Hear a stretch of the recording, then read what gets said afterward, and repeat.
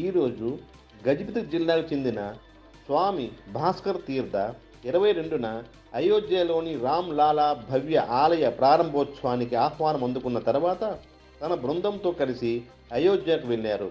ఈ యాత్ర సందర్భంగా ఈరోజు పర్లాకిమిడిలోని కరణం వీధిలో ఉన్న రాధా గోవింద్ మఠం నుండి సంకీర్తనగా వెళ్ళి ఆ తర్వాత స్వామి భాస్కర్ తీర్థ మరియు అతని తోటి ప్రయాణికులు బృందం అతన్ని నగరం చుట్టూ సంకీర్తన చేసి రైల్వే స్టేషన్కు చేరుకున్నారు.